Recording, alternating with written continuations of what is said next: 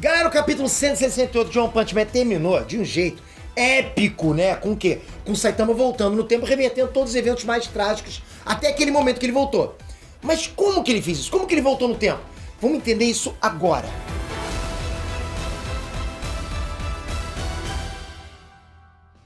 Inês Trunks, Peter aqui.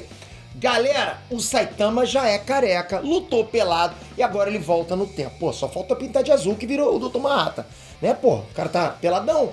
Mas como foi que isso aconteceu? Você tá me perguntando, não tá? Não?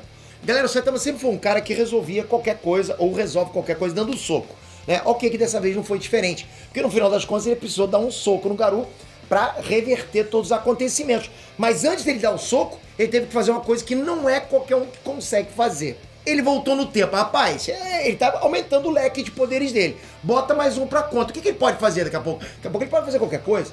E como que ele fez isso? Foi confirmado que o Saitama não é só forte? Será que a quebra de limitador dele transformou ele num ser quântico? Porra, ele entra no reino quântico? Porque, pô, quebrou o limitador, ele pode fazer qualquer coisa, não tem limite? E uma pausa para um agradecimento, ok? Dessa vez nem pedido. Bom, pedido vai ter no finalzinho. Mas um agradecimento por ontem. Pelo vídeo da análise que eu fiz ontem e pedindo para vocês votarem em mim no IBEST, né, nas 3 categorias que a gente tá participando. Vocês foram em massa, votaram galera. Ó como é que eu fico. É brabo. É brabo pra caramba ter a ajuda de vocês. Não é qualquer um não que tem essa... Que porra... fica até sem palavras, mas muito obrigado de coração. Pra quem não votou, eu vou deixar o link aqui embaixo, porque a gente só tem vocês, né? A gente tá disputando com gente muito grande. Obrigado de coração, vamos seguir. Então é o seguinte, ó, antes de explicar como é que foi que o Saitama voltou no tempo, é bom vocês entenderem que, ao contrário de Dragon Ball e do CM, olha eu falando de Dragon Ball de novo, né? As viagens do tempo em One Punch Man possuem embasamento teórico. Vocês podem dizer que não, mas possuem. Peter, como assim? Calma, vocês estão nervosos. Vocês estão sempre nervosos, né? Eu sei que ninguém nunca viajou no tempo, eu sei que o One Punch Man é tão ficcional quanto qualquer outra coisa que a gente vê no anime, né? Numa HQ, num filme, tanto faz. Mas tem várias passagens do mangá de One Punch Man que fazem a gente perceber, galera, que o Murata estudou muito pra fazer aquilo fazer sentido pro leitor.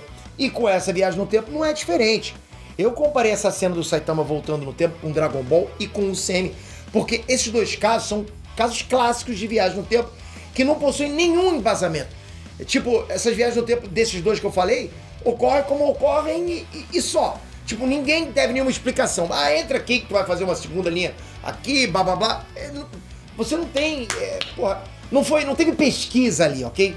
Em Dragon Ball, a máquina do tempo do Trunks volta no passado e a partir do momento que algum evento é modificado, se cria uma nova linha do tempo que não influencia em nada a linha do tempo original. Ou seja, é a forma mais fácil possível de usar o conceito de viagem no tempo. Porque você não precisa perder tempo explicando os paradoxos temporais. Voltou no tempo, matou teu avô, beleza, não vai influenciar a linha temporal de onde você saiu, não tem paradoxo do avô. Um outro exemplo disso é o que acontece no primeiro filme do Exterminador do Futuro, que até hoje é um filme muito bom, ok? Porra, eu adoro. Aliás, foi o último filme que meu pai e minha mãe foram no cinema, coincidência.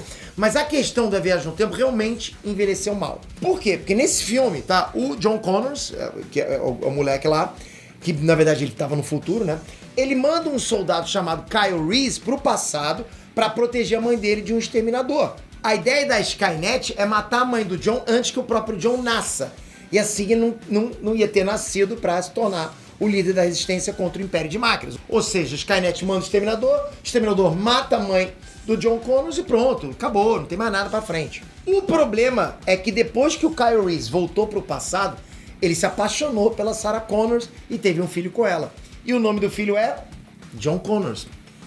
Mas espera aí, John Connors mandou o pai dele pro passado, o pai dele é mais novo que ele, percebem?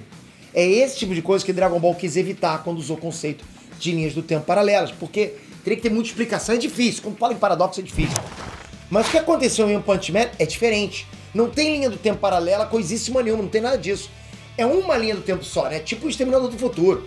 Mas o One e o Murata claramente estudaram o assunto pra fazer o que eles fizeram. Tipo, tá na cara, tá óbvio. Quando o Garou se arrependeu de todos os atos dele que ele cometeu, ele pediu um último favor pro Saitama, que era o quê? Era copiar a última habilidade dele e aprimorar. já que o Saitama mostrou que consegue copiar qualquer técnica, ok? Então ele pediu isso pro Saitama. Como o God deu pro Garou conhecimento sobre todo o fluxo de energia do universo, então ele percebeu que podia utilizar esse poder para voltar no tempo. E a teoria mais aceita pelos astrofísicos é que, na verdade, o tempo e o espaço são uma coisa só, né? Tempo e espaço, just one thing. Ou seja, não existe tempo e não existe espaço. Existe uma coisa só chamada espaço-tempo. Só que o que faz o espaço-tempo se expandir são os movimentos das partículas subatômicas. Se tiver difícil para você entender, só vai escutando, vai no fluxo, vai no flow. Bom, o Garou percebeu que se ele revertesse o movimento dessas partículas, ok? De todas as partículas que estão no espaço-tempo, o espaço-tempo iria retroceder. Mas como o God confiscaria a vida dele se ele tentasse fazer isso, então ele pediu para o Saitama fazer isso. Como o Saitama não selou nenhum pacto com o God, então não teria o que fazer contra o Saitama. O Saitama poderia fazer a viagem no tempo tranquilamente. E agora que o Saitama viajou no tempo, ele conseguiu chegar no momento em que as coisas começaram a dar muito erradas, né? Porque até aquele instante, o Garou tinha causado bastante destruição pelo mundo. Ele tinha até espremido a Terra até o planeta se inchar. Mas há de se convir que ninguém tinha morrido, né? Então o Saitama voltou até o momento em que o Garou estava prestes a matar os heróis com a radiação do corpo dele. E deu um socão nele. Só que tem um detalhe aí, ok? Vocês lembram que a força do Saitama foi aumentando durante a luta dele na lua de Júpiter? O Saitama do futuro é sempre mais forte do que o Saitama do passado. Por quê? Porque a força dele cresce exponencialmente, ok?